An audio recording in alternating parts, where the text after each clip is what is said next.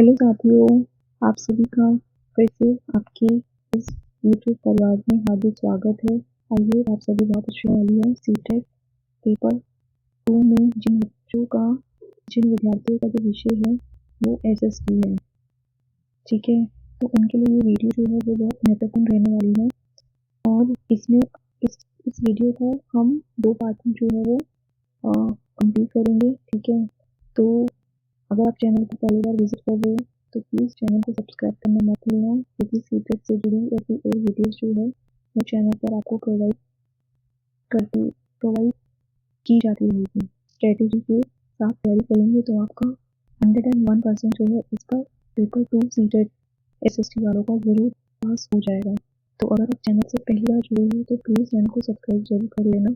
और इस वीडियो को बनाने का सिर्फ एक ही पर्पज़ है कि आपको जो लास्ट सीटेट में प्रश्न पूछे थे एसएसटी के। आइए अपनी क्लास का प्रथम प्रश्न जो है वो शुरू करते हैं। देखिए तो ऑर्डर है प्रश्नों का 31 से लेके 90। इसी ऑर्डर में जो है आपका जब आप सीटेट पेपर 2 को सिलेक्ट करेंगे और उसमें जो भी आपका विषय होगा उसमें आपको प्रश्न संख्या 31 से लेकर 90 जो है वो आपके ही विषय संबंधित रहने वाले हैं, तो इसका भी सभी ध्यान रखेंगे। आइए स्टार्ट करते हैं अपने प्रथम प्रश्न के साथ, जो कि 31 प्रश्न संख्या 31 देख लेते हैं। एक राजनीतिक दल का बहुमत हासिल करना तब कहा जा सकता है जब वह जीत जाता है, कितने से? इसका उत्तर हो जाएगा आपका ऑप्शन नंबर 1, राज्य में आधे से अधिक निर्वाचन क्षेत्रों को जब वह जीत जाता है। देखिए अभी जो है हम सिर्फ क्वेश्चन जो उसका करेक्ट आंसर सीटेट के द्वारा सिलेक्ट किया गया था उसी पर ही डिस्कशन। देखिए अभी हम जो है ओनली क्वेश्चन और जो उनके राइट आंसर को ही यहाँ पे डिस्कस कर रहे हैं। एक्सप्लेनेशन आपको नेक्स्ट वीडियो में मिलेगा, इसलिए आप चैनल को सब्सक्राइब करना मत भूलना। हमारा अगला प्रश्न निम्नलिखित में से कौन से कथन रूढ़िबद्ध धारणा को इंगित करते हैं? अब देखिए इसमें इस तरीके के 4 ऑप्शन थे। अब इसका जो सही आंसर सीटेट के द्वारा माना गया था वो था ऑप्शन नंबर 4। इसमें पहला और आपका सी करेक्ट हो जाएगा। एक अभिभावक अपने बच्चे से कहता है मतो तो एक लड़का है, और ऑप्शन नंबर सी लड़के को खाना बनाना सीखना चाहिए, ठीक है। ये एक रूढ़िबद्ध धारणा को इंगित करता है, इसलिए ऑप्शन नंबर 4 जो है वो हमारा सही हो जाएगा।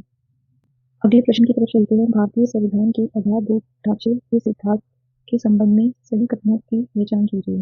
तो इसका आपका सही जो जवाब हो जाएगा वो हो जाएगा ऑप्शन नंबर 3। ऑप्शन नंबर 3 जो है इसका करेक्ट आंसर हो जाएगा, यानी कि हमारा हो जाएगा ए, बी और बी ऑप्शन जो है करेक्ट हो जाएगा। आइए अपने अगले प्रश्न की तरफ। निम्नलिखित में से कौन सी जिम्मेदारियां केंद्र सरकार के अंतर्गत आती है? इसका आपका जो सही जवाब है वो हो जाएगा ऑप्शन नंबर 4, यानी कि ऑप्शन नंबर ए, सी और डी आपका करेक्ट आंसर हो जाएगा। अगला प्रश्न, भारत में न्यायपालिका की भूमिका के संदर्भ में निम्नलिखित पर विचार कीजिए। आपका इसका सही जो जवाब है वो हो जाएगा ऑप्शन नंबर 1, यानी ए, सी और डी जो है यहाँ पे कथन सत्य दिए हुए हैं। खासकर जो पता से वो आपको जो लास्ट ईयर सीटेट का लेटेस्ट पैटर्न आया हुआ था एसएसटी का, उससे आपको एक बार ये समझाना है कि क्वेश्चन जो है किस तरीके से सीटेट के द्वारा पूछे गए थे, इसलिए हम सिर्फ और सिर्फ अभी क्वेश्चन और उसका सही जो जवाब है उसी को भी यहाँ पे डिस्कस कर रहे हैं।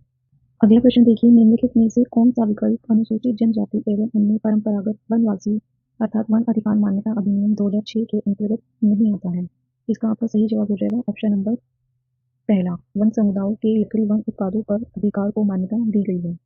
देखिए आप सबको यहाँ पे मैं एक बात और स्पष्ट करना चाहती हूँ कि जिसके कैंडिडेट का क्वेश्चन पेपर है उसको देखिए किसी एनालिसिस बहुत किया हुआ है, तो इसलिए आप जो उस पर टिक मार्क या किसी भी तरीके का इसमें निशान जो है आप उसको जो है राइट ऑप्शन मत मान लेना अपने आप से। तो इसलिए आप वीडियो को जो है वो अंत तक देखेंगे और हर एक प्रश्न का सही जवाब जो है साथ साथ सुनते जाएंगे। आपका अगला प्रश्न है, आश्रयकरण व्यक्तियों और समूहों को ले जाता है, तो इसका जो सही जवाब आपका हो जाएगा वो हो जाएगा ऑप्शन नंबर 4। ऑप्शन नंबर 4 आपका इसका करेक्ट आंसर हो जाएगा। आप लोग क्वेश्चन का लेंथ देख रहे हो, तो प्लीज़ अगर आपको नेक्स्ट सीटेट सच में पास करना है ना तो आप सबसे पहले पीवाई क्यूज जो है बहुत अच्छे से डेप्थ में एक बार देख लेंगे, उसके बाद ही आप अपनी तैयारी को और अच्छे से मजबूती से पाएंगे। आपका अगला क्वेश्चन है, निम्नलिखित कथनों को पढ़िए।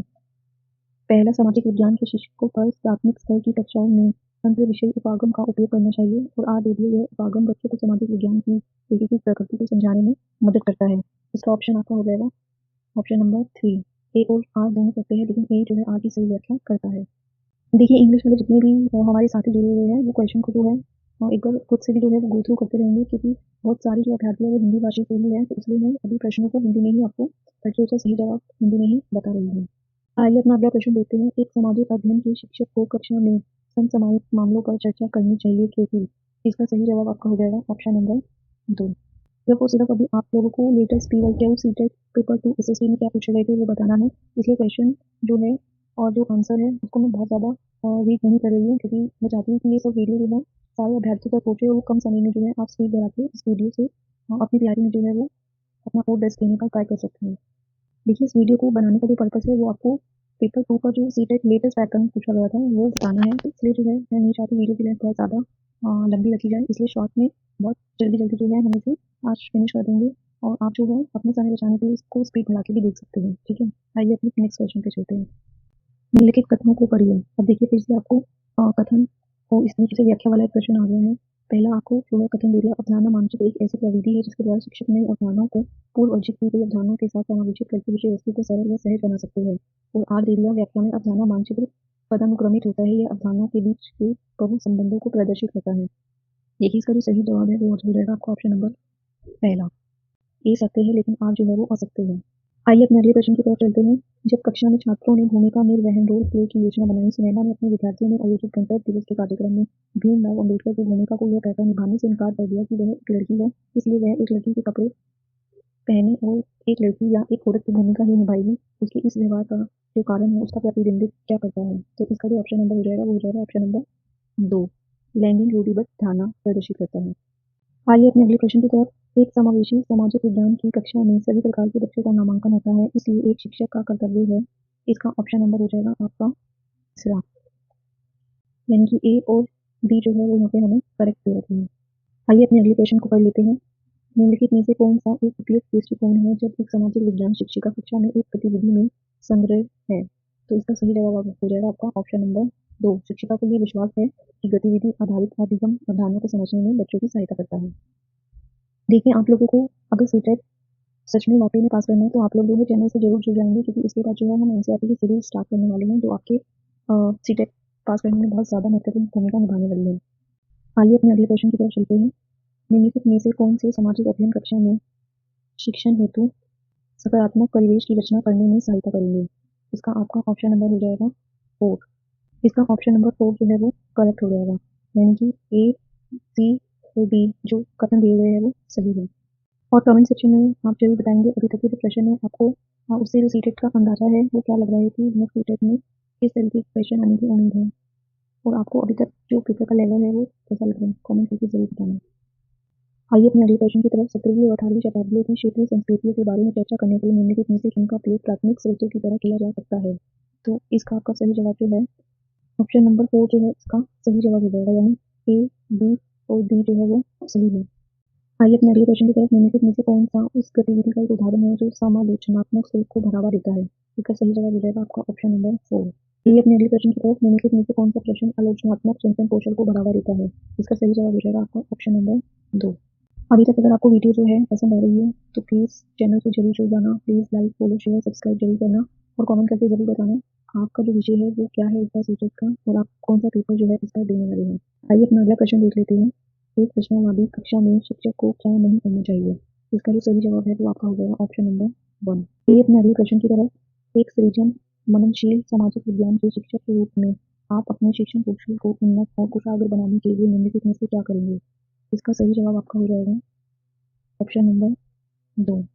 आइए अपने अगले प्रश्न को देख लेते हैं। निम्नलिखित कथनों को पढ़िए। शिक्षक को स्थानीय विषय वस्तु के चयन में बहुत चयनशील और विवेकशील होने की आवश्यकता होती है। और कई बार शिक्षक द्वारा समुदाय के इतिहास से परिचय करवाने हेतु प्रयोग किए जाने वाले लोक संगीत, लोक नृत्य, लोक कथाएं व पहेलियाएं को प्रेरित हो सकती है। तो इसका सही जवाब जो है वो हो जाएगा ऑप्शन नंबर 3।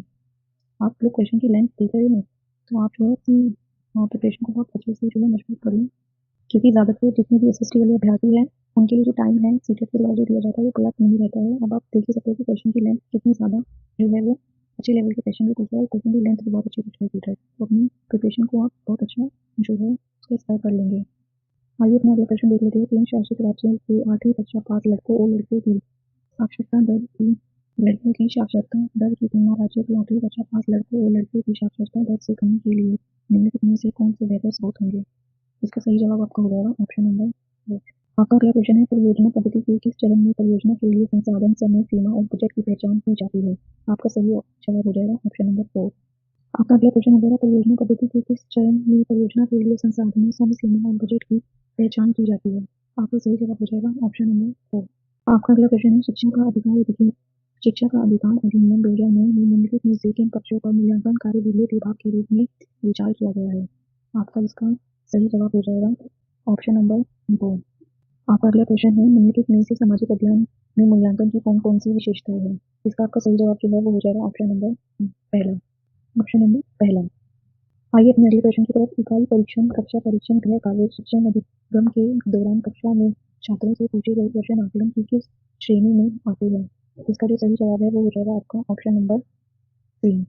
आपका अगला प्रश्न, निम्नलिखित में से कौन सा विद्यार्थियों के प्रगतिशील विकास और उपलब्धि के आकलन के लिए सर्वोत्तम उपाय है जिन्हें आवश्यक होने पर प्रमाण के रूप में माता पिता को भी दिखाया जा सके? इसका आपका सही जवाब हो जाएगा ऑप्शन नंबर 2। आपका अगला प्रश्न, निम्नलिखित में से कौन से प्रश्न संज्ञानात्मक प्रक्रिया के केवल स्मरण पक्ष को आंकते हैं? इसका आपका सही जवाब जो हो जाएगा वो हो जाएगा ऑप्शन नंबर 2। ऑप्शन नंबर 2 इसका सही जवाब हो जाएगा। आइए अपने अगले प्रश्न पे। हड़प्पा सभ्यता के लोग दक्ष शिल्पकार थे तथा वह तांबा धातु ज्ञान से संपन्न थे। तो सही जवाब आपका हो जाएगा ऑप्शन नंबर 3। आपका अगला प्रश्न, निम्नलिखित कथनों को ध्यान से पढ़िए। पहली सिंह सभा की स्थापना लाहौर में 1873 में, ललितपुर में 1869 में हुई थी। इस सभा ने सिख धर्म की को अंधविश्वास, जाति भेदभाव और ऐसे आचरण जिन्हें वे गैर सिख समझते थे से मुक्त कराने का प्रयास किया। इस क्वेश्चन का सही जवाब आपका हो जाएगा ऑप्शन नंबर 2। देखिए इस वीडियो की जो लेंथ है वो बहुत ज़्यादा लंबी हुई है, तो इसके जो 30 क्वेश्चन है वो आपको पार्ट 2 वीडियो में जो है मिल जाएंगे। तो चैनल को आप सब्सक्राइब करना मत भूलना। आइए अपने क्लास के लास्ट क्वेश्चन को देख लेते हैं। पृथ्वी 17वीं शताब्दी में मसूलीपट्टनम भिन्न भिन्न प्रकार की गतिविधियों का नगर था तथा यह कृष्णा नदी के डेल्टा पर स्थित था। तो इसका ऑप्शन नंबर 2 जो है वो करेक्ट हो जाएगा। चलिए मिलते हैं अपनी नेक्स्ट वीडियो में इसके पार्ट 2 के साथ। तो आप चैनल को सब्सक्राइब करना मत भूलना और वीडियो को ज़्यादा से ज़्यादा लाइक, शेयर और चैनल को सब्सक्राइब करिए। Thank you so much.